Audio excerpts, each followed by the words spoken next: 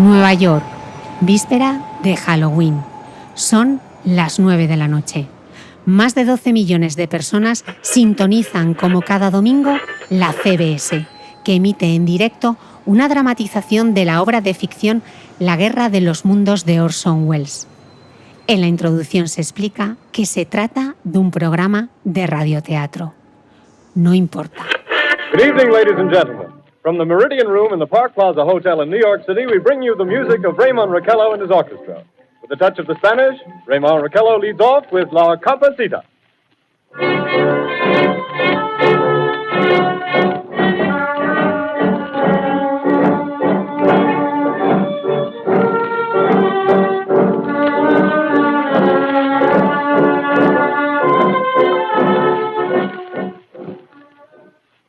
Ladies and gentlemen, we interrupt our program of dance music to bring you a special bulletin from the Intercontinental Radio News.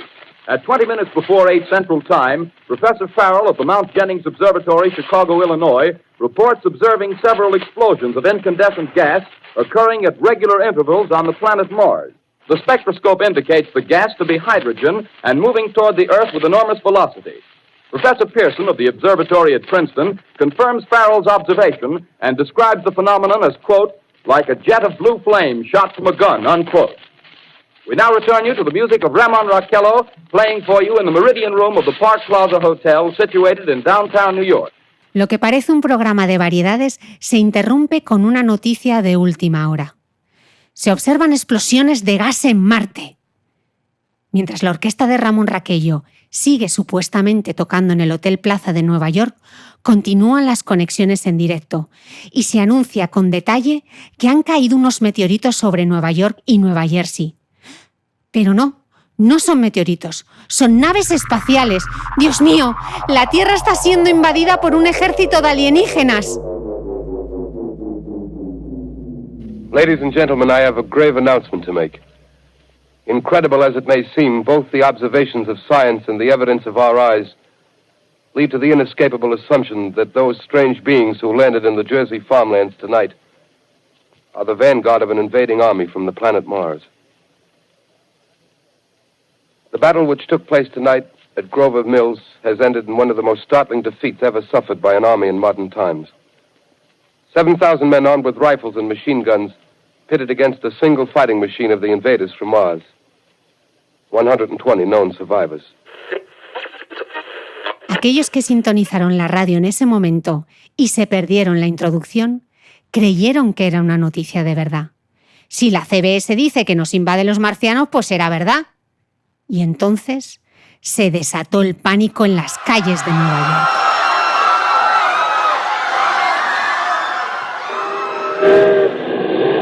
I'm speaking from the roof of Broadcasting Building. I'm speaking from the roof of Broadcasting Building, New York City. The bells you hear are ringing to warn the people to evacuate the city as the Martians approach.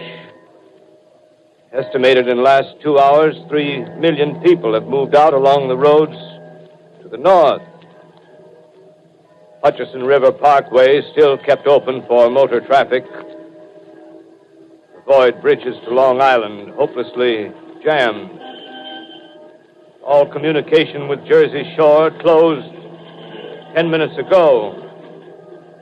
No more defenses. Our army is wiped out. Artillery, Air Force, everything wiped out. This may be the last broadcast. We'll stay here to the end. People are holding service here below us in the cathedral. Miles de personas abandonaron sus casas, se colapsaron las carreteras y los teléfonos de emergencias estuvieron durante horas recibiendo mensajes de asustados ciudadanos que aseguraban haber visto a los extraterrestres.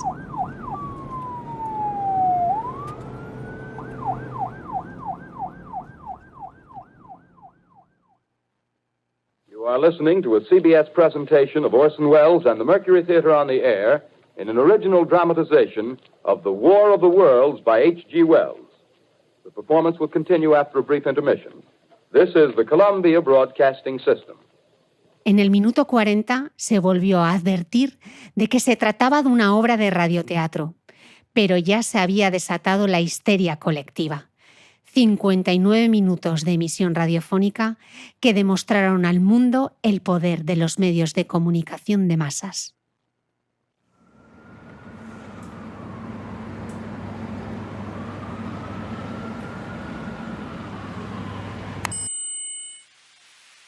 This means that Donald Trump will be the 45th president of the United States, winning the most unreal, surreal election we have ever seen.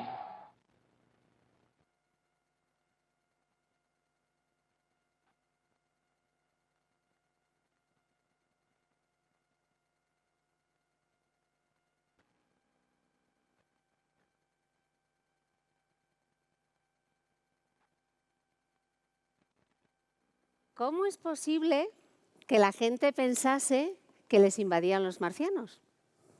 ¿Cómo es posible que Donald Trump ganase las elecciones de 2016? ¿Qué tienen en común ambos eventos?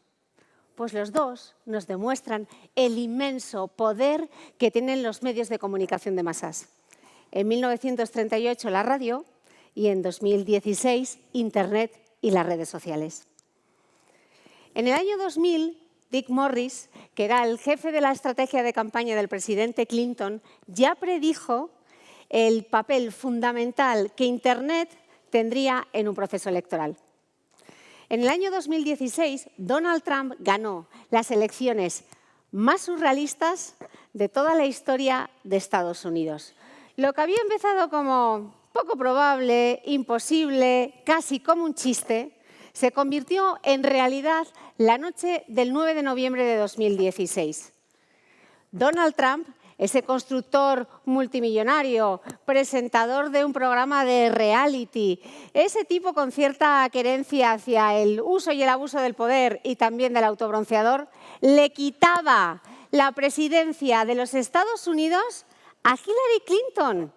Es primera dama, senadora, secretaria de Estado con la administración Obama y la primera mujer candidata a la presidencia de los Estados Unidos. Si ahora nos parece imposible, creo yo, que nos invadan los marcianos, que en 2016 Donald Trump ganase las elecciones de Estados Unidos, os juro que sonaba igual de marciano. Pero a veces la ficción, o mejor dicho al revés, a veces la realidad supera a la ficción. Y en este caso, Facebook tuvo muchísimo que ver. Bart Pascale, que fue y que sigue siendo el director de la campaña digital de Donald Trump, admitió que se hicieron 5,9 millones de anuncios pagados y targetizados en Facebook. Es más, el propio equipo de Facebook ayudó al equipo Trump a sacar el máximo rendimiento de la red social. 5,9 millones de anuncios pagados. ¿Sabéis cuántos anuncios hizo Hillary Clinton? 66.000. No me quiero extender más en este tema. Si queréis averiguar y tener más información sobre lo que pasó en Estados Unidos en 2016, os recomiendo que veáis este documental, The Great Hack, que podéis ver en Netflix, y también el TED Talk de esta periodista británica, Carol Cadwalladr, donde dejan claro que Facebook no es simplemente una red social, no es un sitio donde compartir bonitas fotos de gatitos y vídeos de perritos. Facebook es un medio en sí mismo que a través del Big Data y la inteligencia artificial puede hacer que se tambalee el sistema electoral de los Estados Unidos, pero también de Inglaterra, como ocurrió con el Brexit. Y es más recientemente en Brasil, con la elección de Bolsonaro y el uso que se hizo del WhatsApp para diseminar lo que se conocen como fake news o noticias falsas. Pero bueno, no os voy a aburrir con más tema de política, que tenemos nosotros nuestras elecciones un poquito recientes. Así que yo quiero seguir hablando de medios de comunicación, de historias, de cómo hilar un relato y de cómo contar una historia. Entonces, para contar una historia, pues no me voy a ir muy lejos y me voy a ir a mi propia historia. Os voy a pedir a todos que nos remontemos al año 2011. A finales de ese año, yo dejaba la redacción de la revista InStyle, donde trabajé durante más de 6 años como editora de belleza, para incorporarme a la redacción de la revista Elle, como jefa de estilo de vida. En InStyle, en aquel momento, no teníamos ni página web ni redes sociales. En la revista Elle sí, en la revista Elle teníamos página web y teníamos Facebook también. Pero la redacción de online y la redacción de papel eran dos realidades paralelas, pero es que eran tan paralelas que ni siquiera compartían el mismo espacio físico, porque estaban en 2 edificios diferentes. En aquella época, tengo que admitir que desde la soberbia de los que trabajábamos en el papel, mirábamos al Internet, que lo llamamos así, el Internet, como la hermana pobre. Yo creo que aquello era fruto de nuestra ignorancia y, sobre todo, de la pereza que provocaba muchos aquello de la tecnología y del mundo de Internet. En aquella época todavía no me había lanzado con el blog, pero desde 2009 tenía Twitter. Y es curioso, yo había descubierto Twitter porque había leído en The Daily Mail, que es la Biblia de la información de calidad, que los actores Ashton Kutcher y Demi Moore pues intercambiaban mensajitos así subiditos de tonos por una red de un pajarito. Y claro, la cotilla que habita en mí necesitaba saber qué era eso que se estaban contando Ashton Kutcher y Demi Moore.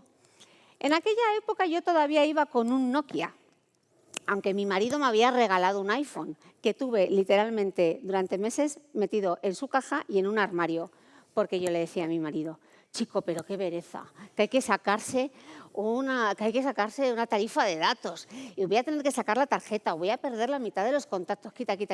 Yo paso, ¿de verdad tú crees que yo a esto le voy a dar uso? Y mi marido me decía, si fuesen unos Manolos de esos, seguro que ya los habrías estrenado.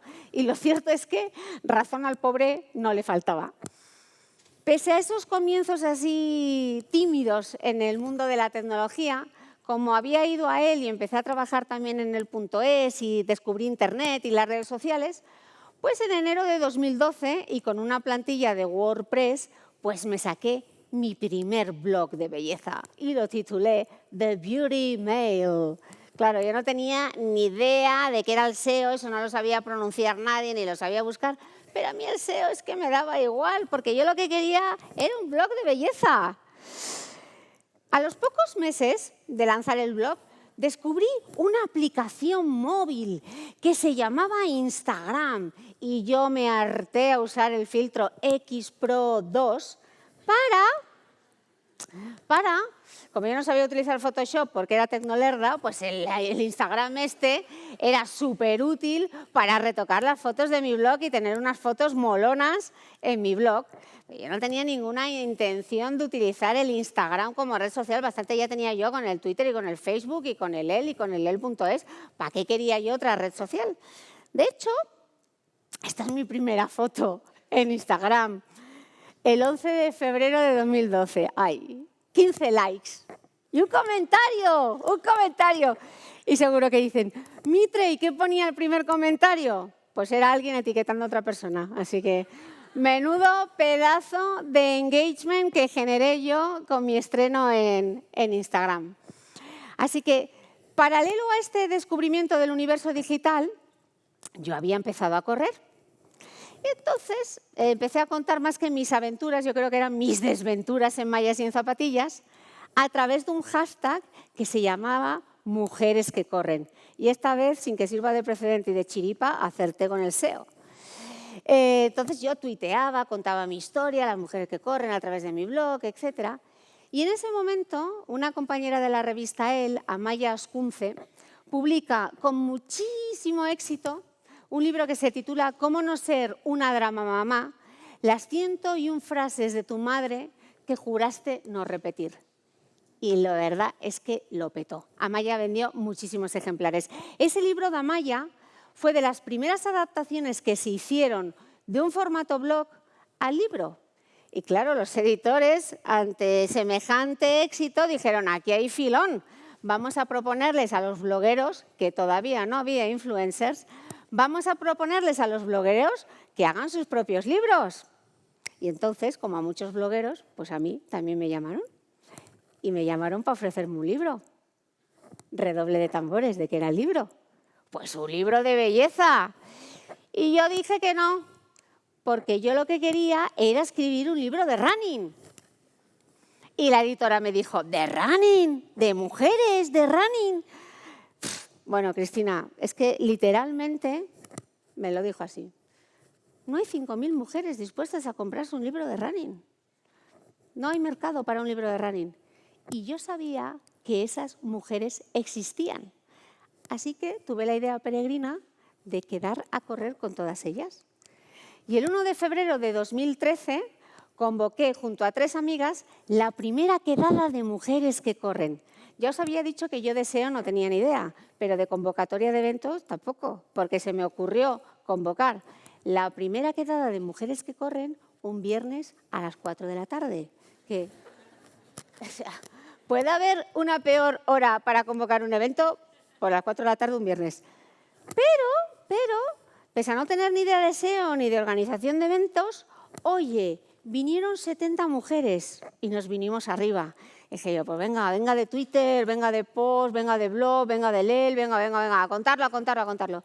Y entonces al mes siguiente fueron 200, que vino hasta el SAMUR, al Parque del Retiro, de 70, y esto es literal, que vino al SAMUR.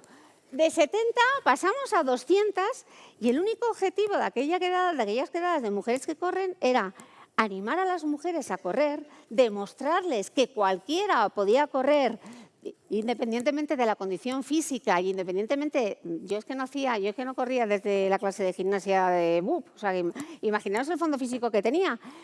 Pero creamos aquella primera quedada de mujeres que corren, la segunda quedada de mujeres que corren, y entonces nos vinimos arriba. Y entonces un chotirrán en el Parque del Retiro, un Christmas run, y venga de quedadas en la Comunidad de Madrid. Ya como la Comunidad de Madrid pues se nos quedaba pequeña, dijimos, pues hacemos un running tour por España.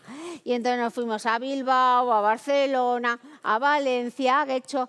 Aclaro que todo esto, sin ningún tipo de financiación, sin ningún tipo de patrocinio, nosotras con muy buena voluntad y con mucha pasión, nos fuimos incluso a Londres y como que la primera, lo llamé Run and the City, la primera quedada en Londres y luego terminé corriendo en la Agencia Espacial Europea, así, con las mujeres que corren de allí.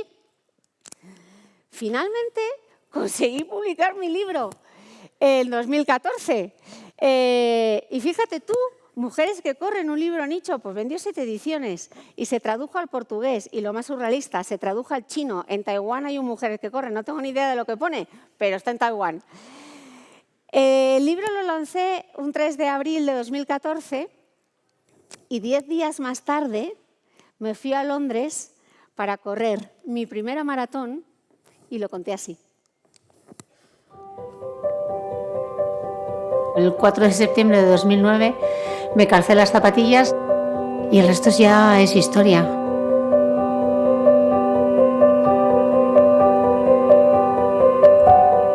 Nunca pensé que iba a correr un maratón, y menos aquel día que empecé a correr, o sea, pensé que no lo lograría.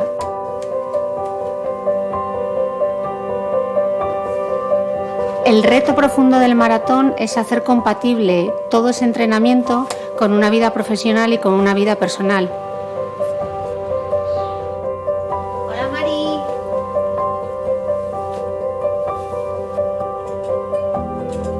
Al final me ha ayudado un poco todo este movimiento de mujeres que corren.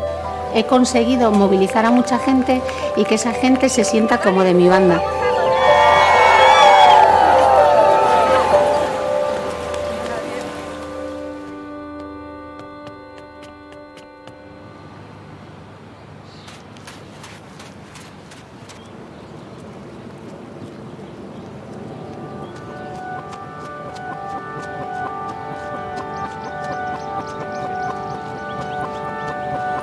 Correr es eso, hacer posible lo que creías imposible. Es un sueño poder correr en Londres.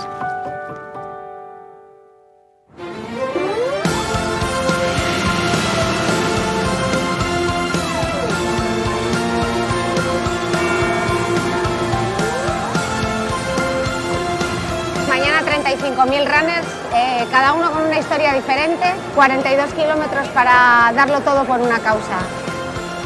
Es indescriptible. Hi, how are you? I'm so excited.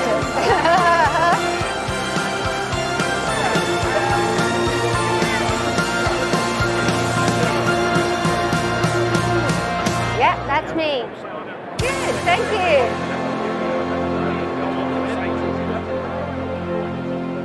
Volver a Londres fuerte para mí era muy importante. Yo me fui de Londres hace casi 11 años porque sabía que había algo que no funcionaba bien. No me encontraba bien físicamente, había tenido unos pequeños problemas. Y al regresar a España a los 6 meses a mí me detectan un cáncer de ovarios. Y volver a Londres...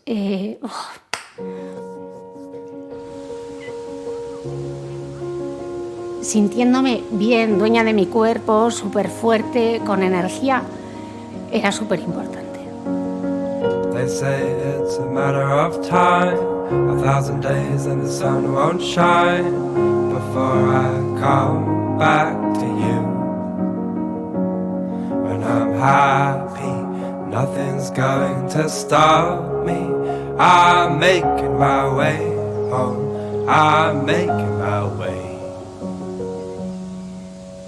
Porque me fui mal, porque sabía que había algo que no funcionaba, lo superé y vuelvo a correr llena de vida. Me he visto tantas veces cruzar esa meta, me he visto tantas veces subir los brazos, me he visto tantas veces llorando, que realmente no sé cómo me voy a sentir el domingo 13 de abril. Y a lo que voy es a disfrutar.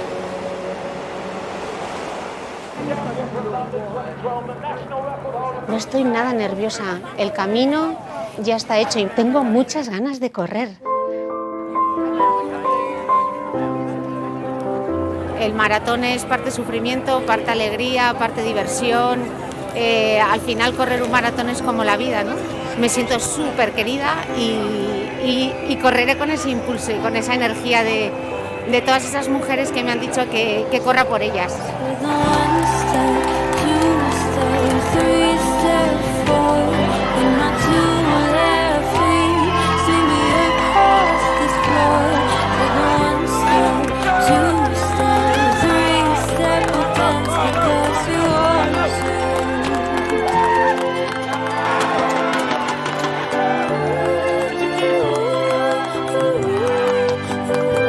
Ojalá que quien lo vea se ponga un reto y lo disfrute.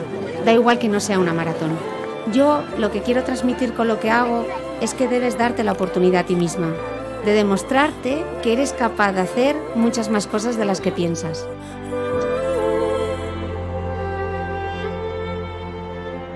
With a 1 step, a 2 step, a 3 step forward. With my 2 left feet, sweep me across this floor.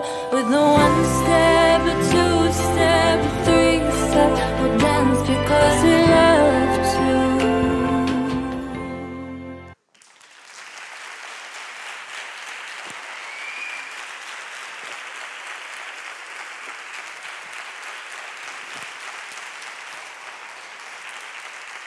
Bueno, y después de ese maratón vinieron otros muchos maratones, seguí corriendo, seguí tuiteando, seguí contándolo en mi blog, seguí compartiendo historias, me vine arriba, se me olvidó el tema del SEO, publiqué un segundo libro y lo titulé Correr es vivir a tope de power, que no lo entendió ni Rita. Y ese libro realmente, como se tenía que haber titulado, era El pequeño libro de la motivación de la mujer corredora. Pero bueno, el que tiene boca se equivoca, me equivoqué, de los errores también se aprenden, a veces es un poco duro, pero también de este error aprendí. En el año 2017 me fui a Boston. Bueno, me fui porque conseguí clasificarme para correr la maratón de Boston, una de las maratones más históricas. Y quería ir a correr a Boston porque ese año se celebraba el 50 aniversario de esa mítica foto. Esa es Kathrine Switzer. En 1967 se apuntó a la maratón de Boston con sus iniciales, porque las mujeres tenían prohibido correr la prueba. Kathrine comenzó, esa instantánea es una de las 100 mejores fotos de la historia por la revista Time. Catherine empieza a correr la prueba con su dorsal el 261. El director de la prueba ve que hay una mujer corriendo la maratón e intenta arrebatarle el dorsal y echarle de la prueba. Catherine consigue llegar a meta y convierte su lucha, esa llegada a meta, la lucha por los derechos de las mujeres fuera y dentro de las pistas de atletismo. Para mí era importante estar con Catherine en ese 50 aniversario, así que para allí me fui y además aprovechamos ese momento para lanzar la primera beca Mujeres que Corren, 1 entre 100.000, para financiar el que es a día de hoy el mayor y el mejor estudio hecho en España sobre actividad física y cáncer infantil. Entonces, ya que me iba a Boston, pues dijimos, pues vamos a inventarnos un hashtag y nos inventamos a Boston con Mitre para recaudar esos 63.000 euros. Creamos una carrera virtual y paralela a mi maratón de Boston, en la que participaron más de 2.300 personas en 18 países y en 254 ciudades. Tuvimos más de 4 millones de impactos en Twitter, pero pese a lo abultado de todas estas cifras, no conseguimos llegar a los 63.000 euros. Así que después del maratón, pues yo seguí tuiteando, seguí corriendo y montamos un segundo crowdfunding. Y ese crowdfunding lo llamamos Objetivo 52, que eran los 52.000 euros que todavía nos faltaban para sacar adelante la primera beca de Mujeres que Corren. Llamé a muchísimas puertas. Hubo muchas en las que ni siquiera me abrieron, pero en otras muchas sí. Y euro a euro, dorsal a dorsal, y gracias al apoyo de miles de personas en España y de forma totalmente solidaria, salió adelante esa primera beca Mujeres que Corren, que es un proyecto del Hospital Niño Jesús y la Universidad Europea, y espero poder compartir en breve con vosotros en el podcast los primeros resultados. Mientras estaba tuiteando y contando y escribiendo en mi blog y escribiendo en las revistas, escribí el guión de mi primer documental, el documental de Mujeres que Corren. En todos estos años de Mujeres que Corren había una pregunta que me hacía constantemente. Si correr nos sienta tan bien a las mujeres y nos hace tan felices, y en las carreras de 10 kilómetros casi hay paridad, hay el mismo número de mujeres y hombres corriendo, ¿por qué cuando participo en un medio maratón o en un maratón siempre estoy rodeada de hombres? Y en cambio, en países anglosajones, en Estados Unidos o en Inglaterra, hay muchas más mujeres corredoras que hombres corredores. Entonces descubrí que la respuesta estaba en nuestra propia historia.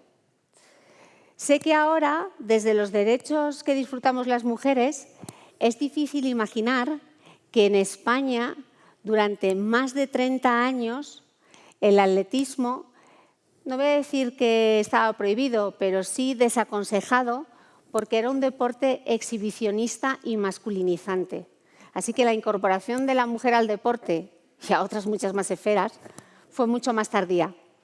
Decía la escritora Almudena Grandes en el documental que uno de los problemas de las mujeres en España es que siempre tienen la sensación de ser las pioneras, porque sus éxitos nunca se consolidan.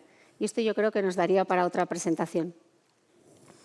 La gente olvidará lo que dijiste, la gente olvidará lo que hiciste, pero la gente nunca olvidará cómo le hiciste sentir a través del poder evocador que tiene contar una buena historia.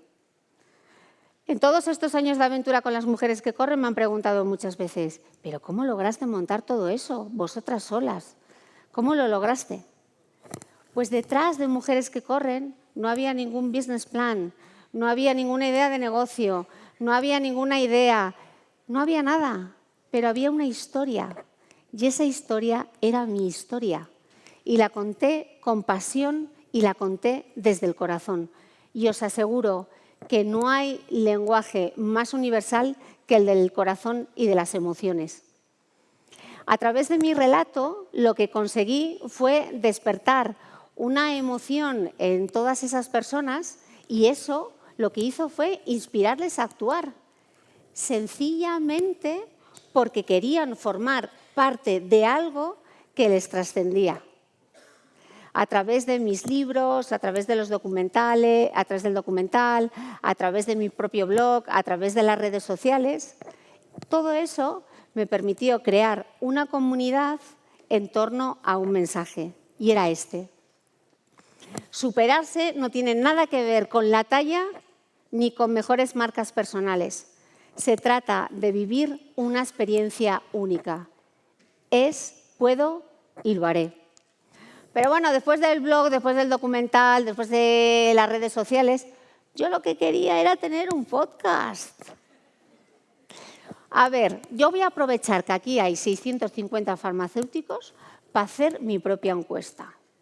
Entonces, como no veo un pimiento desde aquí, todos los que en esta sala escuchen podcast, por favor, que se pongan de pie.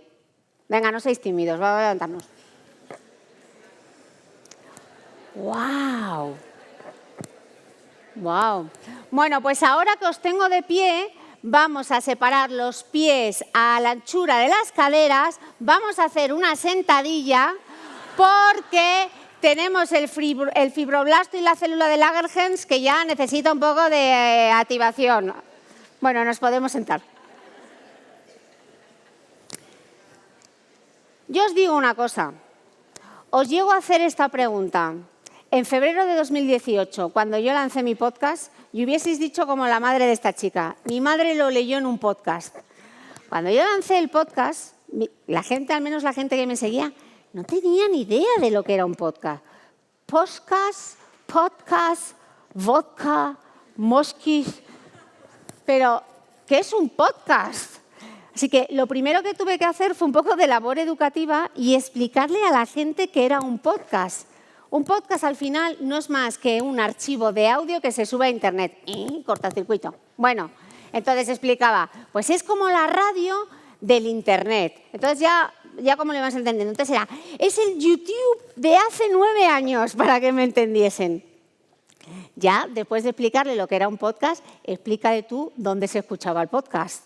Y ahora que les tengo que decir, regálenme unas estrellas y un comentario en iTunes, que eso me da más visibilidad, ya la cuadratura del círculo. Pero esta vez, boticaria, te hice caso.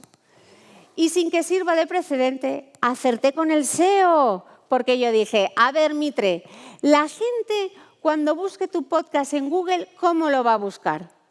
El podcast de Cristina Mitre. Soy una genia y acerté. Quiero compartir con vosotros unos datos sobre el podcasting. Estos datos son de España. El 76,54% de los encuestados escucha podcast para aprender cosas nuevas. El 79% escucha el 90% más de un episodio. Y ya hay que echarle bemoles cuando estoy 1 hora y cuarto con gemarrerías ahí hablando del SPF. Y esto es un dato curioso. El 69,70% de la audiencia son hombres y un 29% son mujeres. Y digo que este es un dato curioso porque, según mis estadísticas, el 90% de la gente que me sigue a mí son mujeres y solo un 10% son hombres. Esto lo que quiere decir es que el podcasting os da una oportunidad de llegar a todos esos hombres y hablarles de dermofarmacia y de cuidado de la piel. Así que yo os animo a que hagáis contenido específico de hombres. Al final, yo quería un blog, yo quería un libro, yo quería un documental, yo quería un podcast, porque yo lo que quería era contar una historia. Y me he dado cuenta a lo largo de estos años que, más allá del formato o más allá del medio, lo que de verdad importa y lo que de verdad triunfan siempre son las buenas historias. Esta es una conversación real con mi madre. Las madres las hemos inventado hoy muchísimo, ¿eh? Esta es mi madre. Pues resulta que mi madre se había ido a tomar un café con mi tía Beni y con mi tía Esther. Entonces le dicen mis tías, oye, Sagra, ¿Cristina ahora qué es? ¿Influencers? Entonces mi madre aquello le debió parecer como una cosa súper peyorativa. Y enseguida me manda un WhatsApp y me dice, Cristina, eso grave, Cristina, ¿cómo te defines tú en tu trabajo? ¿Eres influyentes? ¿Qué eres? Si hasta mi madre está confusa, la pobrecita. ¿Pero cómo no va a estar confusa? Yo le decía, pero mami, ¿quién te ha cogido el móvil? Si yo lo que soy es periodista. Pero claro, yo empecé la carrera de periodismo en 1995. Y a clase de redacción íbamos con máquina de escribir. Y me licencié en 1999 tras haber aprendido lenguaje HTML para hacer nuestra propia página web. He trabajado en grandes redacciones con muchísimos recursos y ahora trabajo sola desde mi casa y en Dubái. Sigo escribiendo en revistas como la revista Elle o como la revista Cosmopolitan, pero también tengo mi propio blog. También tengo las redes sociales, también hago contenido para terceros. E incluso tengo un podcast que se escucha de Madrid a México. Y después de toda esta trayectoria profesional, otra de las grandes lecciones que he aprendido es esa, que da igual el medio, da igual el formato, da igual el cargo, da igual el título y da igual la etiqueta, porque lo que de verdad importan son las buenas historias. Haber vivido toda esta transformación digital de los medios, además de convertirme en la abuela cebolleta de la jornada, pues me ha ayudado además a poner en valor mi profesión de periodista. Decía recientemente el periodista Iñaki Gabilondo, al ser investido doctor honoris causa por la Universidad de Sevilla, que cuando hay una inundación, lo primero que escasea es el agua potable. Y él decía que ahora los ciudadanos, carentes de referencias para saber lo que es cierto de lo que es falso, buscarán aquellas ofertas periodísticas que les permitan entender qué es lo que ocurre. La palabra será la solvencia. Y yo no puedo estar más de acuerdo. Yo viví en una redacción la llegada de Facebook. ¡Wow! ¡Facebook! ¡Qué maravilla! Esto nos va a permitir llegar a un montón de gente y además de manera gratuita. Lo que no fuimos ninguno conscientes fue del enorme peaje que íbamos a pagar. Porque cuando estas empresas deciden cambiar sus algoritmos, pues saca el desfibrilador porque se cae el tráfico de la web y cuando se cae el tráfico de la web, se cae la inversión publicitaria. Además, en la prensa hemos aprendido a regalar nuestro contenido porque todo es gratis. Y como todo es gratis, pues yo, ¿para qué voy a pagar por un libro? ¿Para qué voy a pagar por una revista? Y mucho menos en un periódico, si ya me lo encuentro gratis en Internet. ¿Qué es lo que ocurre? Que hay muchísimos medios que están ya en parada cardiorrespiratoria.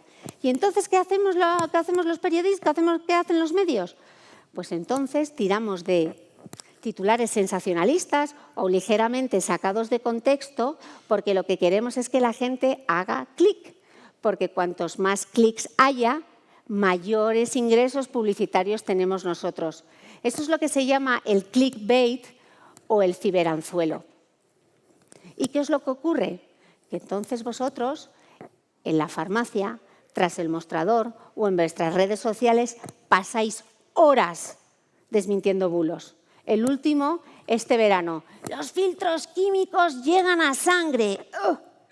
Cuando sabemos que hay absorción sistémica de filtros solares desde los años 90. Esa no era la noticia. Porque ¿cuántas veces no habéis estado ahí desmintiendo que el desodorante no causa cáncer? Muchísimas, ¿verdad?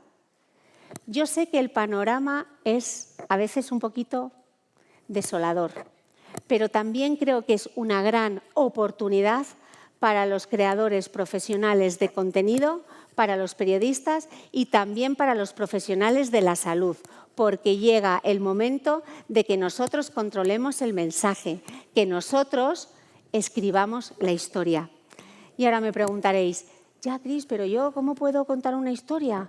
¿Cómo me puedo convertir en un auténtico storyteller? Os voy a dar 4 consejos hoy para que os llevéis a casa, para cerrar. Ya que habéis aguantado hasta el final, pues venga, 4 consejitos.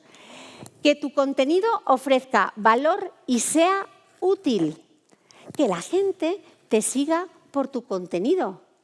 Y si ya además les entretienes, pues ya la cuadratura del círculo y muchísimo mejor. ¿Por qué creo yo que mi podcast ha tenido éxito? Yo no me he inventado nada con el podcasting ya existía. Yo lo que hice fue fijarme lo que hacían en Estados Unidos y en Inglaterra. Y tiene éxito porque la gente va al podcast a informarse, a tener información de calidad. Y por eso yo creo que ha funcionado. Y sobre todo por la palabra clave, porque la gente se empodera. Porque yo al final lo que quiero con mi podcast es que la gente tome decisiones sobre su salud de manera informada, que elija desde su libertad y que no lo haga desde el miedo, porque no hay argumento de venta más persuasivo que el del miedo. El miedo es capaz de hacer que la gente se crea que nos invaden los marcianos o que la gente vote a Donald Trump porque realmente se cree que Estados Unidos va a ser mejor con un presidente como el señor Trump. Crear contenido, además, te va a permitir conectar para crear una comunidad. Y aquí tenemos un poco de lío, porque a veces cuando decimos conectar, eso pensamos que son tener muchos followers. Hay un montón de followers y un montón de likes. Pues no. Conectar es crear interacciones y las interacciones son conversaciones, conversar con la audiencia, con el que tenéis al otro lado. Muchas veces me preguntan, ¿pero cómo se te ocurren todos los temas del podcast? Escuchando. Muchos de los temas que yo hago en el podcast son preguntas que me llegan a través de redes sociales o conversaciones que yo oigo en la calle. Tercer consejo, ¿dónde hacerlo? ¿Para qué y para quién? ¿Dónde? Es que ahora es multiplataforma, es que hay 1000 sitios para crear contenido. Lo puedes hacer en LinkedIn, lo puedes hacer en un grupo privado de Facebook, a través de stories en el Instagram, a través de una cuenta de Instagram, lo puedes hacer en YouTube, puedes tener hasta tu propio podcast, multiplataforma y encima casi todo es gratis. ¿Para qué lo haces? Y esta es la pregunta del millón. Si yo paso tiempo creando contenido y creo hay una comunidad y venga de conversación y tal, esto al final va a suponer que yo voy a vender más cremas, que yo voy a vender más ampollas. La conversión. ¿Realmente convierten las redes sociales? ¿Visteis los datos que nos dio Andrés al comenzar? Pues yo os diría, que si ya tienes una comunidad y tienes un e-commerce potente, pues es probable que vendas más.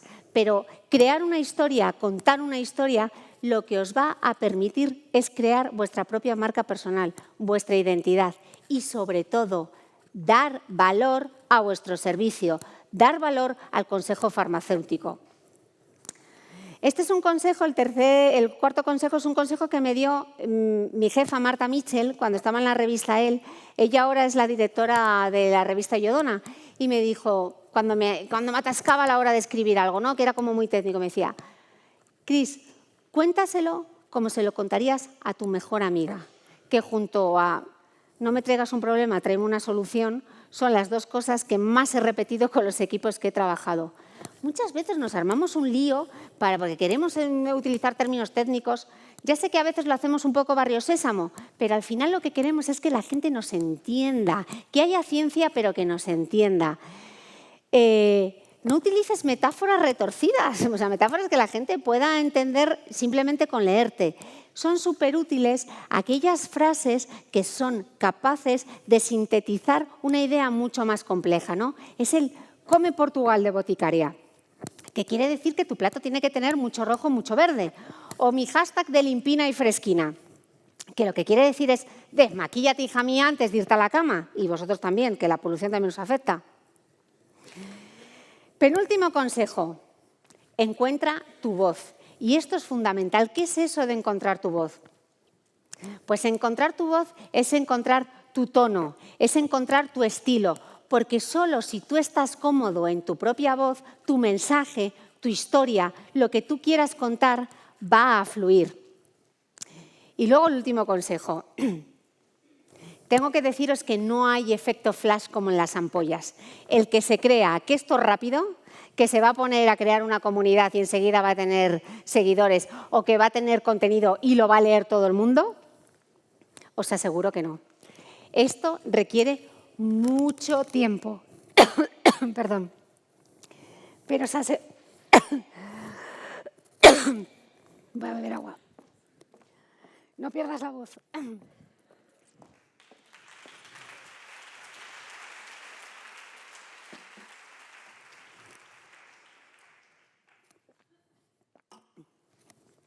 encuentra tu voz y luego recupérala con un poco de agua. Una de las cosas con las que yo me equivoqué, además de no tener ni idea con el SEO, cuando lancé el podcast dije, uy, Mitre, qué manera más sencilla de desarrollar contenidos y al final poner la grabadora y ponerte a hablar, que a ti lo de hablar se te da fenomenal. Craso error. De media tardo 5 días en preparar ese podcast que escucháis todos los domingos. Pero os aseguro que el esfuerzo ingente que hay detrás de cada podcast, de cada información, de cada contenido que elaboréis en redes sociales merece la pena, porque al otro lado va a haber siempre alguien al que ayudéis. Así que muchísimas gracias a la Vocalía Nacional de Dermofarmacia, a los patrocinadores que me han dado la oportunidad de estar aquí hoy y de corazón, gracias a todos los farmacéuticos por prescribir mi podcast como si fuese una aspirina. Gracias.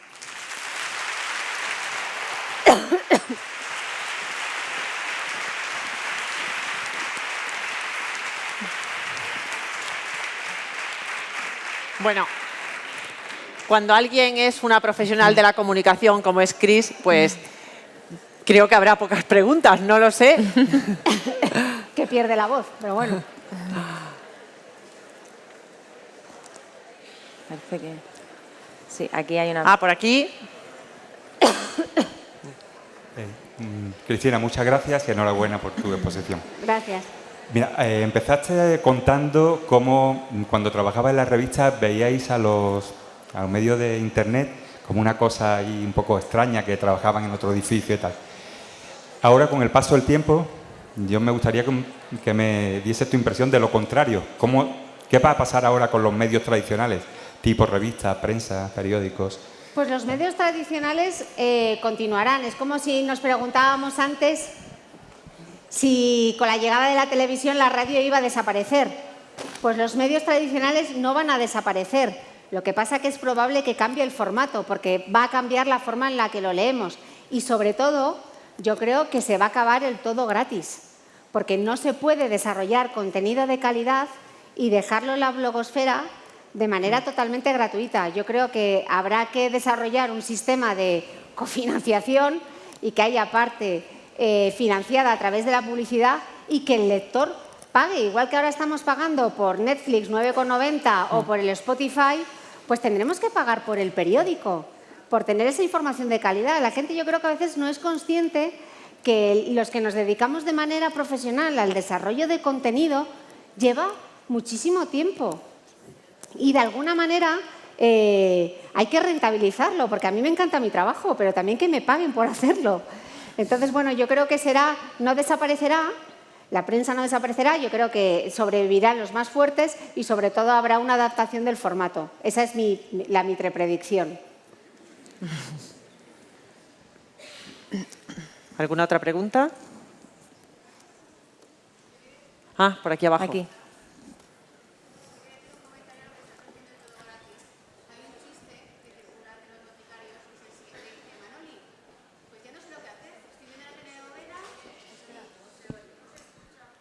¿Ahora se me oye? Sí. Hay un chiste que a veces circula entre las boticas que decía, ya no sé lo que hacer, Manoli. Y dice, estoy aquí, acabo de ver la telenovela, tal. Y hace, ¿qué puedo hacer? Y hace, pues hija, baja a la farmacia que te den consejos gratis.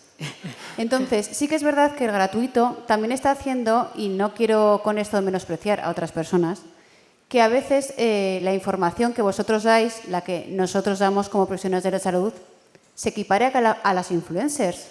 Muchos hemos estado aquí hablando de personas que a lo mejor no tienen los conocimientos suficientes y hablan de salud. Entonces, sí que es verdad que deberíamos todos, como profesionales sanitarios, como profesionales de la salud, empezar a hacer valorar nuestra profesión. Y eso pasa por el tener que pagar, que no pasa nada. Pero claro, el todo gratis lleva a que todo se equipare a un mismo nivel. Entonces, también tendría que haber, es mi opinión, un empoderamiento por parte de todos y decir hasta qué hemos llegado. Y a lo mejor a partir de ahí también los consejos de salud, los podcast o la información de calidad también se aprecia, porque no todo vale ni todo es gratis. Y si queremos saber, como te has dicho antes, tendrás que comprar mi libro. Simplemente quería dar este matiz y al final de la sesión, pero creo que aquí estamos todos juntos porque vosotros necesitáis información de calidad y los profesionales dar la información de calidad. Y para eso hay que formarse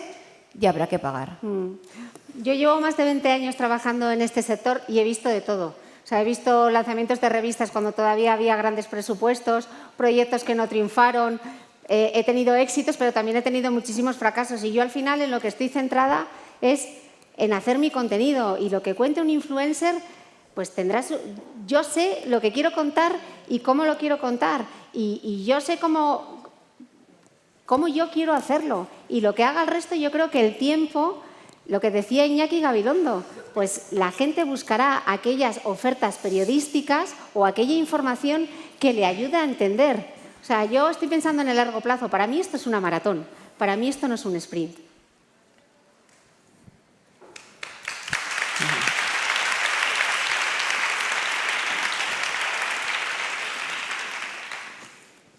¿Alguna otra pregunta? Hola. Sí. Hola, bueno.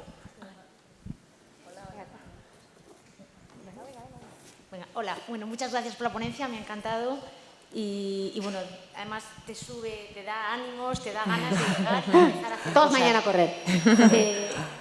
Lo cual me encanta. ¿Qué consejo le darías para alguien que aún no tiene página web, no tiene Instagram, Facebook ni nada a nivel profesional y sí se quiere meter, pero claro, con miedo porque eres un profesional y lo quieres hacer muy profesionalmente, no quieres meter la pata, no quieres... ¿Qué medio tú recomiendas para empezar? Que empieces. Da igual, Instagram, Facebook, da igual. ¿Sabes lo que ocurre? Que si tú estás demasiado pendiente de es que ahora me falta el micro, es que ahora, claro, como yo no sé hacer Photoshop, claro, es que yo... Arrancas y vas a ir aprendiendo. Yo cuando lancé el podcast, yo no había hecho radio en mi vida, no tenía ni idea de hacer radio, pero me lancé con el formato. Fíjate en alguien que esté haciendo lo que tú quieras hacer y déjate inspirar. Y sobre todo desarrollar contenido lleva tiempo. Entonces, elige aquello en lo que tú te vayas a sentir cómodo y sobre todo que puedas compatibilizar con el resto de cosas. Igual no te tienes que volver loco haciendo chorrocientos Instagram Stories o un Instagram TV. Decide, hazte un planning de en qué red social lo haría. Aparte, ahora, como están todas interconectadas, si tú lo haces en Instagram, también lo puedes compartir en Facebook. Con lo cual, o puedes crear una pequeña... No todos tenemos que hacer lo mismo. Igual tu estrategia puede ser LinkedIn. O puede ser crear una pequeña comunidad de un grupo privado. O puede ser crear eventos en la farmacia. Si al final de lo que se trata es dar un servicio, de poner en valor el consejo farmacéutico. Y a través de las redes sociales puedes llegar a mucha más gente. Pero yo creo que tienes que adaptar, no adaptarte tú al medio, sino coger aquel medio que se adapte mejor al tiempo que tú tienes y a los recursos que tienes. Y sobre todo que ahora es Instagram.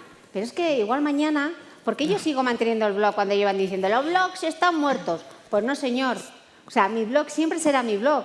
Facebook es de Mark Zuckerberg. Y WhatsApp. Y Instagram.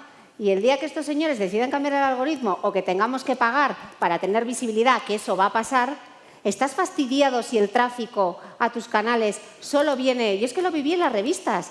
Si el tráfico solo viene del social media... pues estás fastidiado, tendrás que seguir manteniendo el control sobre tus propios medios, ¿no? Los blogs no han muerto. Titular de hoy.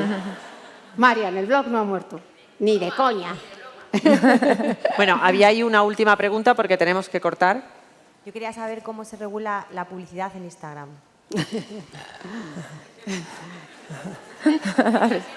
Sí, de andar por casa. Pues la gente se piensa que es el lejano oeste, pero no es verdad. Las redes sociales se regulan según la Ley General de la Publicidad. Entonces, toda esta gente que está haciendo contenido patrocinado sin desvelar que hay una transacción económica, en un futuro se puede meter en un problema porque está incumpliendo la ley. En Estados Unidos, el FTC, que es el Federal Trade Commission, que es la Comisión Federal de Comercio, ya está multando a marcas y a influencers por no decir que ese contenido es pagado. Y aparte es que Instagram, por ejemplo, ya te da las herramientas para decir que es un contenido patrocinado. Arriba del todo, tú puedes poner que es Paid Partnership, contenido patrocinado. Y no lo escondas ahí abajo en un hashtag. Ponlo delante, que la gente lo sepa, porque tu comunidad tiene derecho a saber que ese es un contenido patrocinado, que te lo has trabajado igual que cualquier otro de los contenidos que compartes. Pero es como si Rafa Nadal va a recoger el trofeo del Roland Garros y va con el reloj así, porque no lo quiere enseñar, porque le da vergüenza enseñar a sus patrocinadores. Pues yo doy las gracias a todas esas marcas que son mis mecenas y que son las que me ayudan a desarrollar mi contenido, porque sin ellos yo no podría viajar con mis micros por media España. Así que yo animo a toda la gente que haga contenido patrocinado en redes sociales que lo comunique. ¿Qué es lo que ha pasado? Que los medios se han desarrollado mucho más rápido que la gente que trabajaba en ese sector, que normalmente no venían de los medios de comunicación, pero en medios de comunicación, cuando era un contenido patrocinado, se ponía bien grande arriba, publi reportaje. Pues esto es lo mismo, es exactamente igual.